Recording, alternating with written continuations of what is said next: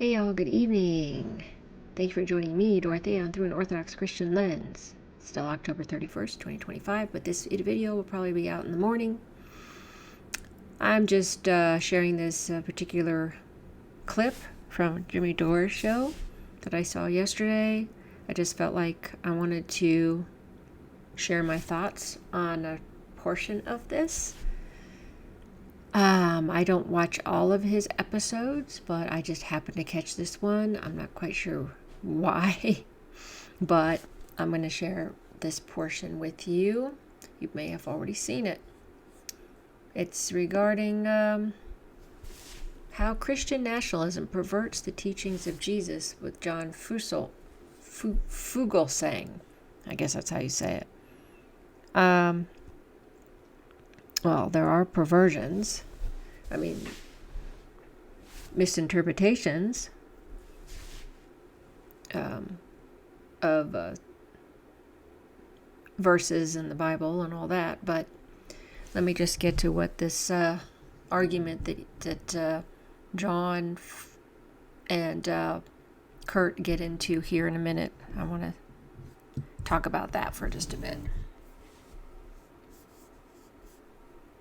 But that's the thing about the homophobia. Ken Mellman was the chair of the RNC in 2004 when they were running for re-election against gay marriage. They literally had the campaign run by a gay man consumed with shame.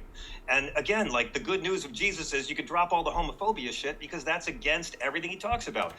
Leviticus, shall not lie with a man as with a woman. They want to hang all their hate on this, but that's instructions for the Jews who were fleeing captivity in Egypt, and they didn't have any Wi-Fi or antibiotics for 40 years in the desert, and it's all about keep your numbers up. It's like no incest, no bestiality, no guys with guys, right. No sex on our period.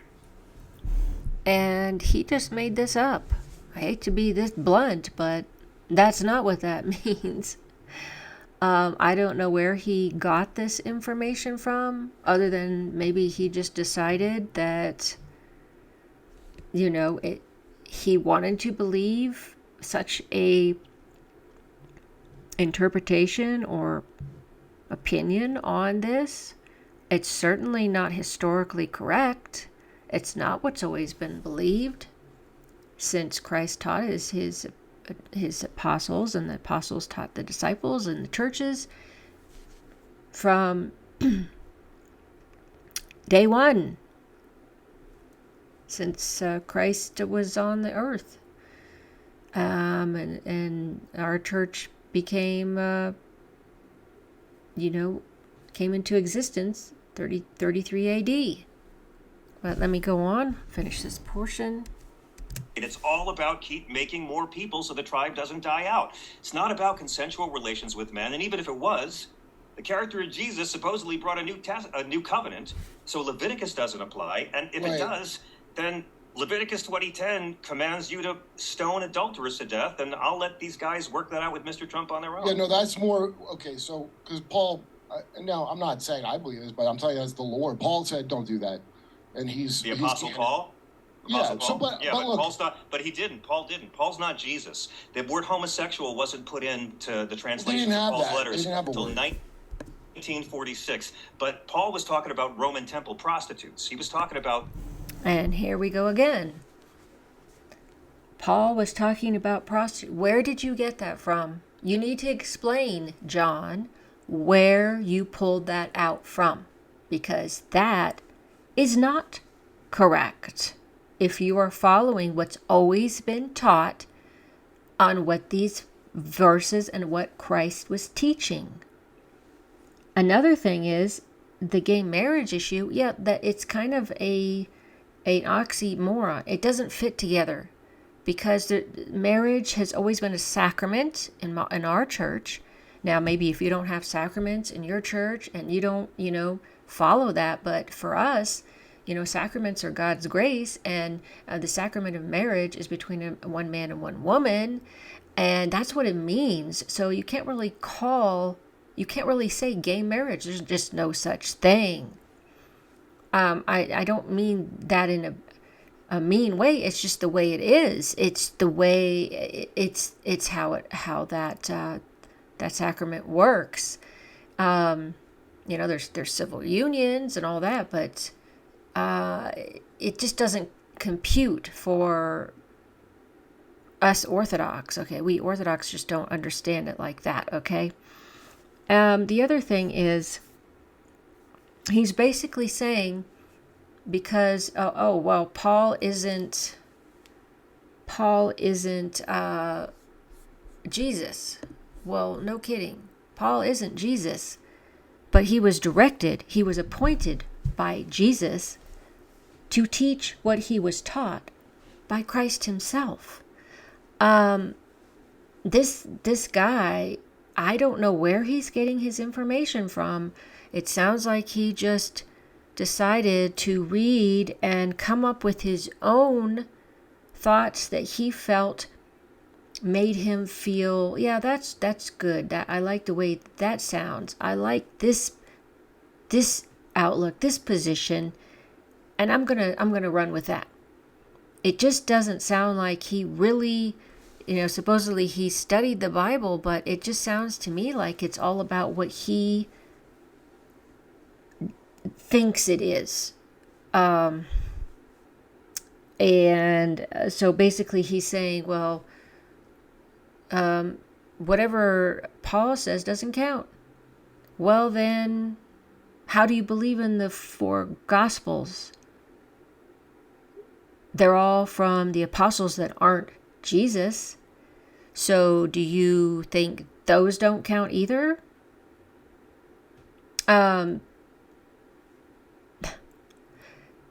It's just crazy. And the whole thing with Leviticus and all that. And I mean, I've heard this several times from certain people.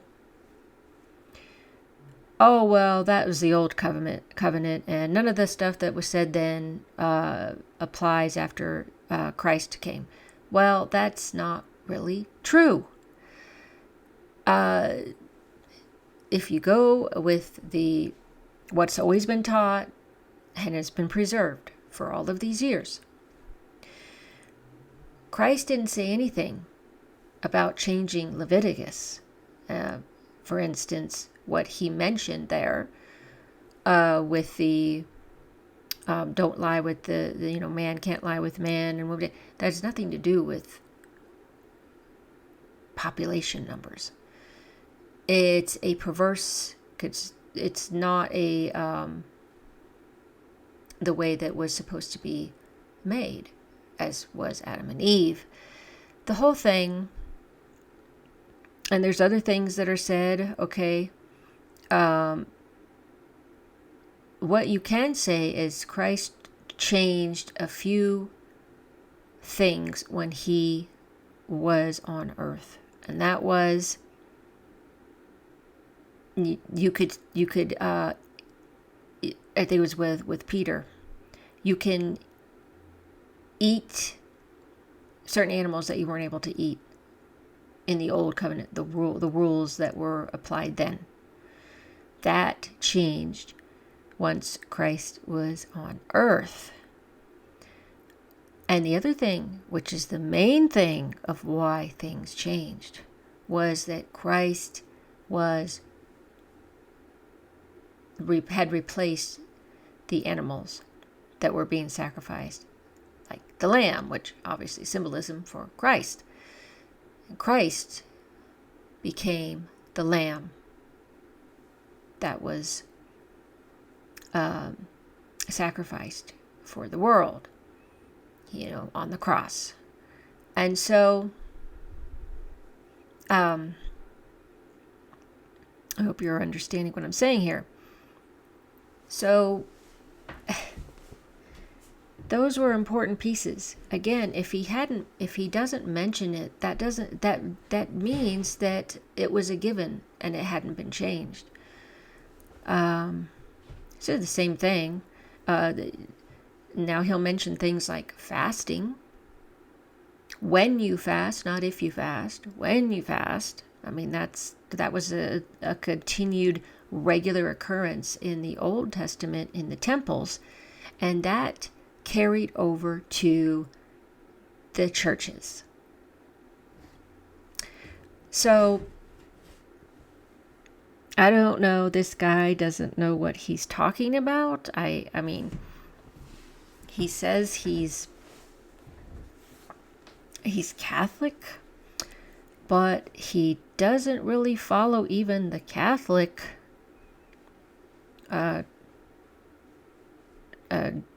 doctrine, as far as I'm concerned. Now, of course, there's the two commandments of Christ that are really important. Love him and love your neighbor, for sure. And there's also the commandment to eat his body and drink his blood that mystically changes through the Holy Spirit in the Eucharist.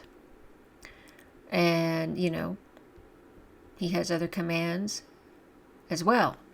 But those two, love him and your neighbor, yes, that's very true. And I agree with him on, you know, helping the oppressed, those that are suffering, loving it, trying to love everybody. You know, it's very hard to love your neighbor or love your enemies, forgive people. All of those things are, of course. So, this is my, as an Orthodox Christian, that's what we believe. And it has been taught to us from the start. That's the understanding of those, of what Paul is saying, what Christ says. And I just thought it was very strange what he was saying. It didn't make much sense. And I saw that Kurt was like, wait a minute, what about this? What about that? Even though he grew up in Jehovah's Witness, which is a cult, he definitely understood after going through such damaging upbringing that he was having, that he talked about a few times when he's been on Jimmy's show. He still understood what the verses were supposed to mean. Anyway, hopefully what I said makes sense, and I'm sure this guy means well, but I think there's a lot of misunderstanding there from him on what this all means that he discussed. So if you haven't watched his that episode, you might want to watch and see what you think about all of what was said, even regarding all of his opinions of Christian nationalists. I don't know. There's some debating going on with him and Craig that you might find interesting.